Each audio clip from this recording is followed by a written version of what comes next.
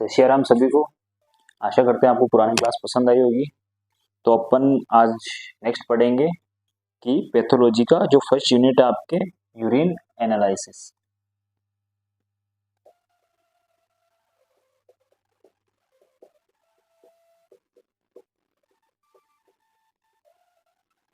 यानी कि अपन यूरिन का परीक्षण किस किस प्रकार से कर सकते हैं। तो अपन पहले कल वाला डिस्कस कर लेते हैं कि क्लिनिकल पैथोलॉजी जो अपन ने पढ़ी थी वो एक्चुअल में होती क्या है। ठीक है, तो मैंने कल आपको बताया था कि क्लिनिकल का मतलब कि बॉडी फ्लूइड्स जैसे कि आपका यूरिन हो गया, ठीक है, इसके अलावा आपके सीएसएफ हो गया, ठीक है, इसके अलावा आपके ब्लड हो गया, इसके अलावा आपके स्पर्म हो गया, इसके अलावा आपके स्टूल हो सकता है, ठीक है, एटसेट्रा। जो आपके बॉडी फ्लूइड्स है उसका लेबोरेटरी एनालिसिस करके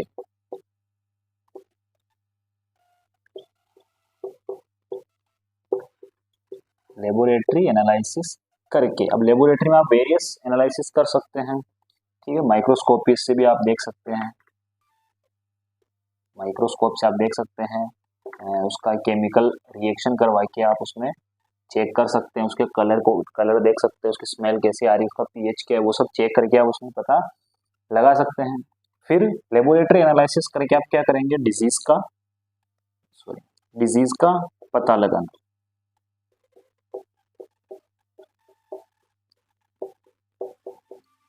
डिजीज का पता लगाना या डायग्नोसिस करना। डायग्नोसिस का मतलब होता है कि अपन उसको पता लगा रहे हैं कि हाँ इसको ये दिक्कत हो सकती है, कंफर्मेशन नहीं हुआ, केवल अपन ने ये माना है कि इसको ये दिक्कत हो सकती है। ठीक है, तो डिजीज का अपन डायग्नोसिस कर रहे हैं। ठीक है, तो मेनली बॉडी फ्लूइड्स का लेबोरेटरी एनालिसिस करके डिजीज का पता लगाना क्लिनिकल पैथोलॉजी कहलाता है। अब उसके अंदर टूल्स क्या क्या अपन ने काम में लिए थे, उसके अंदर अपन ने केमिस्ट्री का यूज किया था, ठीक है, माइक्रोबायोलॉजी का अपन ने यूज किया था, ठीक है, इसके अलावा अपन ने हेमेटोलॉजी का अपन ने यूज किया था। ठीक है, इस तरीके से अपन वेरियस टूल्स का यूज करते हैं डिजीज का पता लगाने। ठीक है, केमिस्ट्री यानी केमिकल अपन उसमें ऐड करके उसका कलर कोडिंग के अकॉर्डिंग अपन उसका पता लगाते हैं। माइक्रोबायोलॉजी यानी कि डिजीज का एक कारण होता है कि disease mainly bacteria, virus, fungus, protozoa, इनके कारण भी डिजीज हो सकती है। तो अपन माइक्रोबायोलॉजी की बात करते हैं, बैक्टीरिया की अलग अलग साइज होती है, अलग अलग शेप होता है, अलग उसकी सेल वॉल होती है, उसकी मोटाई ज्यादा कम वो सब होती है। तो अपन उसको माइक्रोस्कोप में उस बैक्टीरिया वायरस का अपन कल्चर बना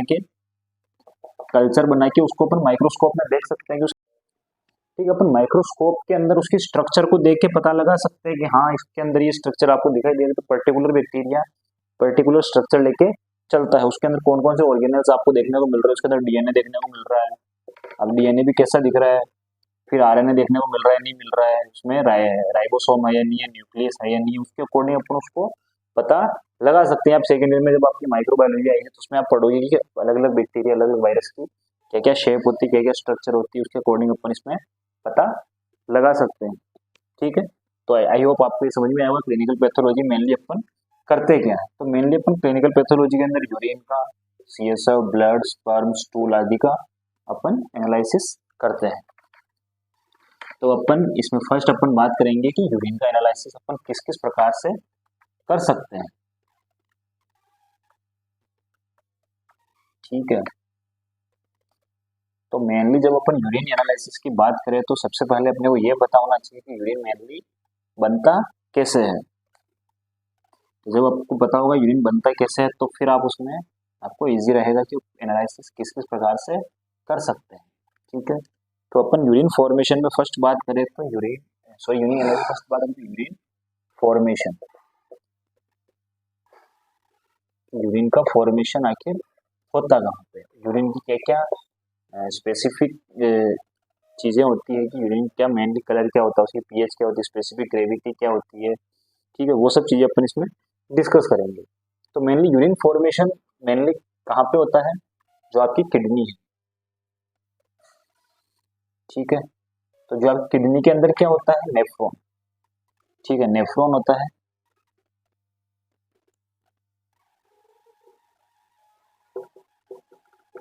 ठीक है, मेनली आपकी किडनी के, या आपकी किडनी है, इसमें क्या नेफ्रॉन होता है, ठीक है। नेफ्रॉन आपको पता है किडनी की जो स्ट्रक्चरल एंड फंक्शनल यूनिट क्या होती है? नेफ्रॉन। तो किडनी की स्ट्रक्चरल एंड फंक्शनल यूनिट जो होती है वो होती है नेफ्रॉन। वैसे अपनी बॉडी की स्ट्रक्चरल एंड फंक्शनल यूनिट क्या होती है? सेल। बॉडी की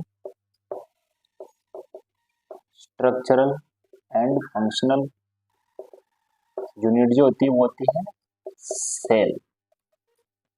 सेल, क्योंकि अपनी बॉडी पूरी किससे मिलकर बनी होती है? सेल। एक सेल मिल, दो सेल मिलकर टिश्यू बनाती है, टिश्यू फिर ऑर्गन्स बनाती है। तो फिर तो अपनी जो मेन बॉडी की जो स्ट्रक्चरल फंक्शनल यूनिट है वो है सेल। वैसे ही किडनी की जो स्ट्रक्चरल और फंक्शनल जो यूनिट है वो है नेफ्रॉन। तो अपनी जो सारी प्रोसेस होगी वो कहाँ होती है? नेफ्रॉन में, ठीक है। तो जब हार्ट से ब्लड निकलता है, तो हार्ट से जब ब्लड निकलता है तो लगभग 26% जो ब्लड होता है वो एक बार पंप करने पर 26% ब्लड जो होता है वो किडनी के अंदर फिल्टर होने के लिए जाता है, ठीक है। तो 26% ब्लड यहाँ से यहाँ जाता है, इसमें से कुछ चीजें अपशिष्ट पदार्थ के रूप में बाहर निकलती है, कुछ चीजें वापस रीएब्जॉर्ब हो जाती है, कुछ का फिल्ट्रेशन होता है, कुछ का फिल्ट्रेशन नहीं होता है, ठीक है। तो जब अपन यूरिन फॉर्मेशन की बात करें तो मेनली लगभग जो आपका पूरे दिन में लगभग 1 से 1.5 लीटर आपके यूरिन पास होता है। अगर आप नॉर्मल हेल्दी इंसान, अगर आप प्रॉपर वर्किंग कंडीशन में नहीं, अगर आप ज्यादा वर्क कर रहे हैं तो आपकी यूरिन फॉर्मेशन कम देखने को मिल सकता है। अकॉर्डिंग टू आपके एनवायरनमेंट के अकॉर्डिंग भी, आप फिजिकल वर्क के अकॉर्डिंग आपका यूरिन आउटपुट कम ज्यादा हो सकता है, लेकिन अपन नॉर्मल माने तो 1 से 1.5 लीटर आपके पर डे यूरिन का सिक्रीशन होता है, अगर आप नॉर्मल हेल्दी पर्सन है तो, ठीक है।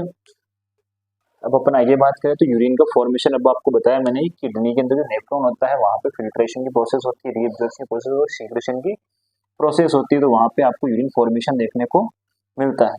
तो अब इसके नेक्स्ट थोड़ा अपन बात करते हैं, ये आपके एनाटॉमी के अंदर वैसे ही कवर होगा, पर मैं आपको थोड़ा सा आइडिया दे रहा हूँ कि मेनली यूरिन का फॉर्मेशन कैसे होता है,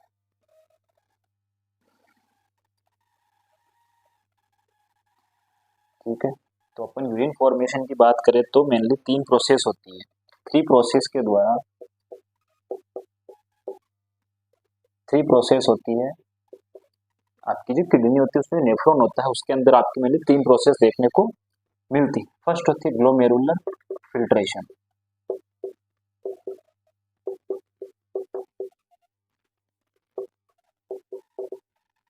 सेकंड है ट्यूबुलर रीएब्जॉर्प्शन,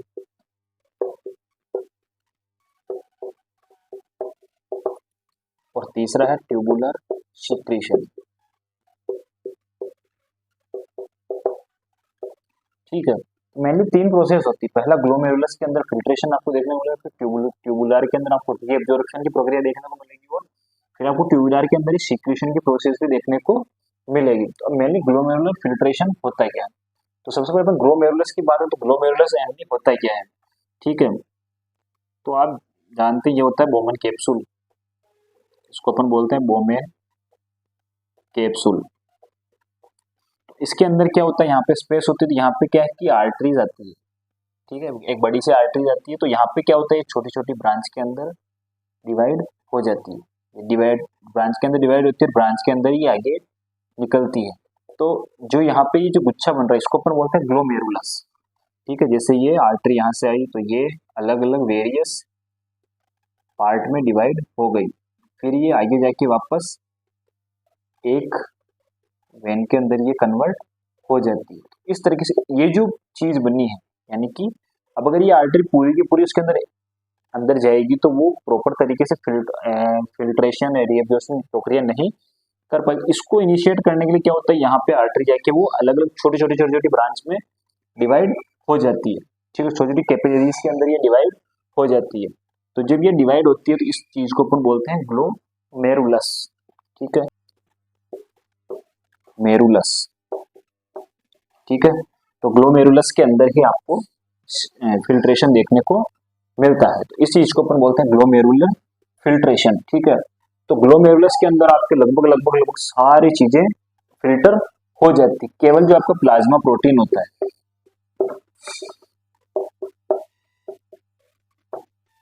ठीक है, जो आपका प्लाज्मा प्रोटीन होता है वो ग्लोमेरुलस से फिल्टर नहीं हो पाता है, क्योंकि प्रोटीन की जो संरचना वो थोड़ी सी उसमें उसकी जो साइज होती है वो थोड़ी सी बड़ी होती है, जिसके कारण क्या है कि वो उस मेम्ब्रेन को क्रॉस नहीं कर पाता है और वो फिल्टर वहां से नहीं हो पाता। बाकी आपके glucose, amino acid, urea, sodium, potassium सब चीजें वहां से सीक्रेट हो जाती है। इसको अपन बोलते हैं ग्लोमेरुलर फिल्ट्रेशन। यहाँ पे बहुत सारी फिल्टर मेम्ब्रेन्स होती है। ठीक है, जहाँ पे आपको डिफ्यूजन वाली प्रोसेस देखने को मिलती है, हाई कंसंट्रेशन से लो कंसंट्रेशन की और चीजें जा रही है। ठीक है, इसको अपन बोलते हैं ग्लोमेरुलर फिल्ट्रेशन। जो आपकी ग्लोमेरुलस है वोमन कैप्सूल के अंदर, वहां पे आपको फिल्ट्रेशन देखने को मिलता है। ठीक है, तो अगर आपसे कोई पूछे कि फिल्ट्रेशन की प्रोसेस मेनली होती कहाँ पे, तो आप सीधा सीधा बोल सकते हैं ग्लोमेरुलस के अंदर आपके वो चीज देखने को मिलती है। तो सीधा सीधा अगर आप ये भी बोल सकते हैं वोमन कैप्सूल के अंदर होती है, लेकिन अगर आप पर्टिकुलर अच्छा जवाब देना चाहते हैं आप कह सकते हैं ग्लोमेरुलस के अंदर आपको फिल्ट्रेशन देखने को मिलता है, जो वोमन कैप्सूल के अंदर मौजूद होता है। ठीक है, तो ये आपका फर्स्ट हो गया ग्लोमेरुलर फिल्ट्रेशन। फिर अपन सेकंड की बात करें,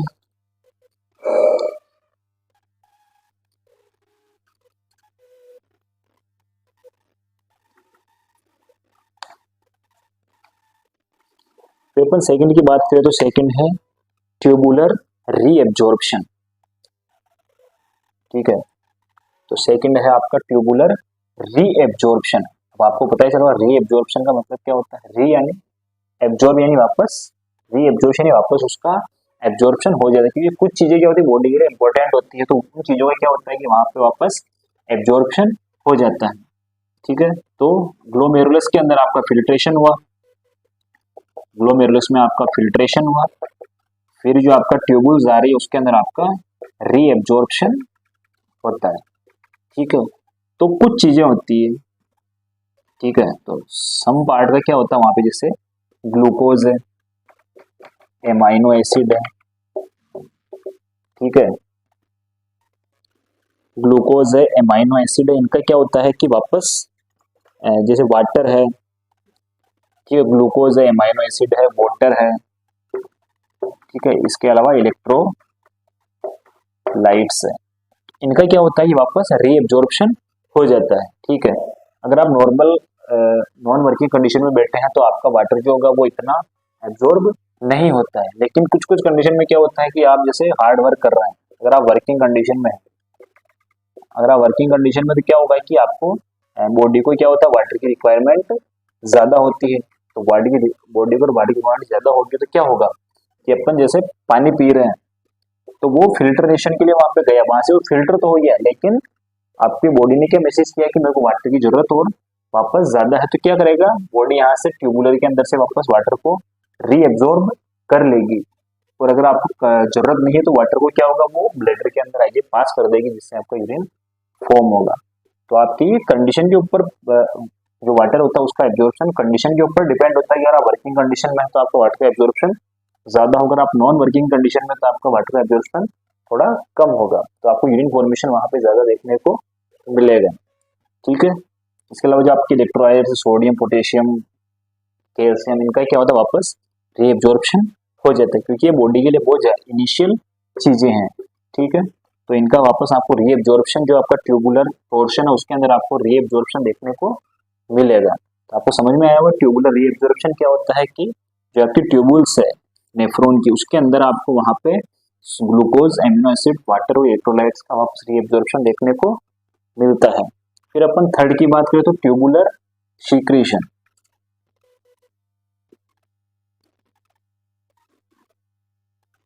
ठीक है, तो ट्यूबुलर अपन सीक्रेशन की बात करें तो फिल्ट्रेशन हो गया चीजों का, चीजें फिल्टर हो गई, केवल प्लाज्मा प्रोटीन को छोड़ के सारी चीजें वहां से फिल्टर हो जाती है। फिर रीएब्जॉर्प्शन में अपन ने देखा कि वो कुछ चीजें जो बॉडी के इनिशियल है उनके वापस रीएब्जॉर्प्शन वो कर लेती है, जैसे कि ग्लूकोज हो गया, वाटर हो गया, एमाइनो एसिड हो गया और इलेक्ट्रोलाइट्स का वो वापस रीएब्जॉर्प्शन कर लेती है। तीसरा है ट्यूबुलर सीक्रेशन, यानी कि जब जो फिल्टर जो चीज है वो आगे जाएगी तब लास्ट में होगा जो ट्यूबुल्स आपकी, वहां से क्या होगा, सीक्रेशन होगा। तो जो चीजें बॉडी के लिए आवश्यक नहीं है उनका वो सीक्रेशन वापस कर देगी। ठीक है, जो आपकी ब्लड वेसल्स है उसके अंदर, सॉरी, ठीक है, जो आपकी ब्लड वेसल्स है उससे कुछ चीजें जो होगी वो ट्यूबुल के अंदर सीक्रेट कर दी जाएगी, फिर वो जो अनवांटेड सब्सटेंस है वो आगे जाकर यूरिन के साथ मिलकर वो बॉडी से बाहर निकल जाएंगे। ठीक है, तो इसको बोलते हैं ट्यूबुलर सीक्रेशन। जो अनवांटेड सब्सटेंस है,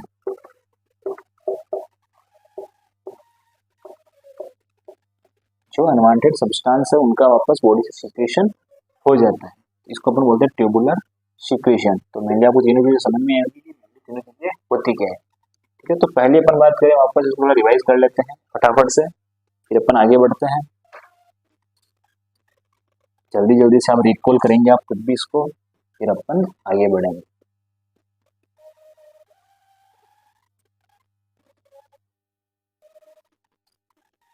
ठीक है, तो फर्स्ट अपन ने बात करी थी ग्लोमेरुलर फिल्ट्रेशन। ठीक है, तो आपके बोमन कैप्सूल होता है, बोमन कैप्सूल होता है, उसके अंदर होता है आपके ग्लोमेरुलस, के अंदर आपको फिल्ट्रेशन देखने को मिलता है। तो आपके सारी चीजें इसमें से फिल्टर हो जाती है एक्सेप्ट प्लाज्मा प्रोटीन, क्योंकि प्लाज्मा प्रोटीन प्रोटीन जो होता है वो थोड़े साइज में मोटा होता है तो उस मेम्ब्रेन को पार नहीं कर पाता है। ये आपके हो गया ग्लोमेरुलर फिल्ट्रेशन। ठीक है, मैंने बताया था ग्लोमेरुलस क्या होता है कि जब आर्टरी नेफ्रॉन के अंदर एंटर करती है तो वहां से वो छोटी छोटी छोटी छोटी कैपिलरीज के अंदर डिवाइड हो जाती है, तो वो कैपिलरीज का एक गुच्छा बन जाता है, उस गुच्छे को अपन बोलते हैं ग्लोमेरुलस। ठीक है, फिर अपन सेकंड बात करती है ट्यूबुलर रीएब्जॉर्प्शन। ठीक है, तो अपन ट्यूबुलर रीएब्जॉर्प्शन की बात करें तो जैसे कुछ चीजें होती है बॉडी के लिए वापस इनिशियल होती है, उन चीजों का जो होता है वो ट्यूबुल्स के अंदर वापस का रीएब्जॉर्प्शन हो जाता है, वापस बॉडी के अंदर ट्रांसपोर्ट कर दी जाती है। उन चीजों के अंदर अपन बात करते हैं जैसे ग्लूकोज हो गया, आपका एमाइनो एसिड हो गया, इसके अलावा आपके वाटर हो गया और आपके इलेक्ट्रोलाइट्स हो गया। तो इन चीजों का आपके मेनली बॉडी के अंदर वापस रीएब्जॉर्प्शन हो जाता है, क्योंकि बॉडी के लिए बहुत ही इनिशियल चीजें हैं। ठीक है, प्रॉपर वर्किंग के लिए ग्लूकोज आपको एनर्जी के लिए चाहिए, अमाइनो एसिड भी एनर्जी के लिए, वाटर आपको सेल्स के लिए बहुत जरूरी चीज है, इलेक्ट्रोलाइट जो आपके सोडियम पोटेशियम चैनल वगैरह जो सेल्स के अंदर पानी का एब्जॉर्प्शन होता है वो इसके अंदर इंपॉर्टेंट होता है, इलेक्ट्रोलाइट्स। ठीक है, तो इस तरीके से आपको ये सारी चीजें आपको बॉडी के लिए इनिशियल है तो आपको वहाँ पे रीएब्जॉर्प्शन देखने को मिलेगा। तो तीसरी चीज अपन बोलेंगे ट्यूबुलर सीक्रेशन। तो मेनली ट्यूबुलर सीक्रेशन के अंदर क्या होता है कि ब्लड वेसल्स के अंदर जो वेस्ट प्रोडक्ट है जो बॉडी के लिए इनिशियल नहीं है, तो ब्लड वेसल्स के अंदर जो सब्सटेंस है अनवांटेड, जो अनवांटेड सब्सटेंस है उनका क्या होता है, सीक्रेशन हो जाता है, फिर वो यूरिन के साथ मिक्स होके बॉडी से बाहर निकाल दिए जाते हैं। कुछ जैसे अपन सीरियस में बात कर सकते हैं, जैसे कोई एंटीबॉडीज अपन एस्पिरिन ली, ठीक है, तो वो क्या होता है, वो अनवांटेड वो ज्यादा मात्रा में काम नहीं आती, तो उसकी जो कुछ मात्रा यूरिन के साथ पास आउट होती है, तो आपको यूरिन के अंदर ड्रग्स भी देखने को मिल सकते हैं। अगर आप ज्यादा मात्रा में एंटीबायोटिक ले रहे हैं तो आपको यूरिन के अंदर सीक्रेट आपको देखने को मिल सकती है। तो इस तरीके से अपन बात करेंगे तो इस तरीके से यूरिन का फॉर्मेशन होता है, मेनली 3 प्रोसेस के द्वारा यूरिन फॉर्म होता है। तो अपन अब नेक्स्ट बात करें फॉर्मेशन, आपको पता चल गया कि फॉर्मेशन होता कैसे है।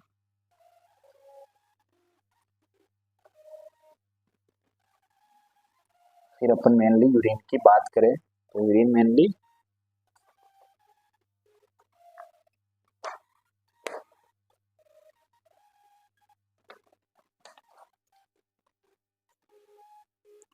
तो अपन इसके प्रॉपर्टीज और कंपोजिशन की बात करते हैं। यूरिन के प्रॉपर्टीज क्या है और उसका कंपोजिशन क्या क्या होता है। यूरिन के अंदर मेनली क्या क्या चीजें प्रेजेंट होती है जिनके द्वारा यूरिन मिलकर बना होता है। तो फर्स्ट अपन बात करें properties and composition of urine. ठीक है, तो प्रॉपर्टीज की अपन बात करें तो फर्स्ट है प्रॉपर्टीज, तो वॉल्यूम, कलर, स्पेसिफिक ग्रेविटी,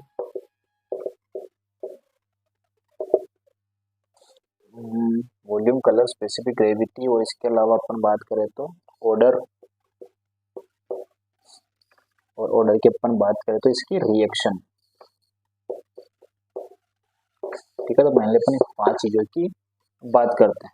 तो वॉल्यूम मैंने बताया था कि लगभग पूरे दिन में 1 से 1.5 लीटर आपको यूरिन सीक्रेशन देखने को मिलता है। अगर नॉर्मल हेल्दी पर्सन है तो आपको मेनली 1 से 1.5 लीटर या 1000 से 1500 ml पर डे के हिसाब से यूरिन सीक्रेशन देखने को मिलता है। कलर की अपन बात करें तो ये पेल स्ट्रो कलर का हो सकता है, या फिर अपन बोल सकते हैं इसको क्लियर एंड अंबर।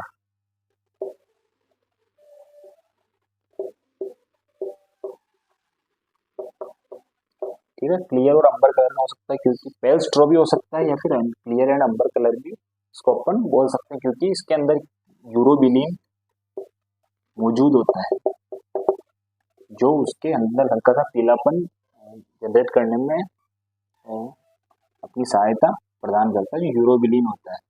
ठीक है, तो मेनली यूरिन का कलर जो होता है वो यूरोबिलिन के ऊपर डिपेंड होता है। यूरोबिलिन ज्यादा मात्रा में सीक्रेट हो रहा है तो ज्यादा आपको पेल कलर देखने को मिलेगा, अगर कम सीक्रेट हो रहा है तो कम देखने को मिलेगा। तो यूरोबिलिन की का सीक्रेशन क्या बोलते हैं उसको, यूरिन के कलर को आइडेंटिफाई करेगा। ही यूरिन का कलर कम ज्यादा होगा तो वो यूरोबिलिन के ऊपर डिपेंड होगा। ठीक है, स्पेसिफिक ग्रेविटी की बात करें तो 1.020 से 1.030 तक इसकी अपन स्पेसिफिक ग्रेविटी मानकर चलते हैं। ठीक है, फिर ऑर्डर की बात करें तो ऑर्डर फ्रेश यूरिन है लाइट एरोमेटिक। इसकी जो ऑर्डर होती है वो होती है लाइट एरोमेटिक ऑर्डर। ठीक है, हल्की सी गंध होती है। ठीक है, हल्की सी गंध होती है, ज्यादा इसमें आपको जैसे नाक में चुभने वाली गंध आपको देखने को नहीं मिलती। लाइट एरोमेटिक गंध होती है, पर उसको आप थोड़े टाइम तक पड़ा रखोगे अगर यूरिन को, तो उसमें क्या होता है अगर यूरिन कुछ टाइम से अगर पड़ा है, ठीक है, तो उसमें वेरियस केमिकल एक्टिविटीज होने लग जाएगी। उसके अंदर जो बैक्टीरिया वायरस है,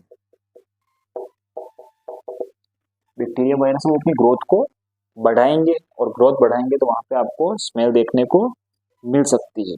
ठीक है, ये स्मेल क्या होती है, बहुत ही स्ट्रॉन्ग हो जाती है, जिसे आपके नाक में चुभने जैसी गंध आपको देखने को मिल सकती है। और अपन रिएक्शन की बात करें तो यूरिन होता है वो स्लाइड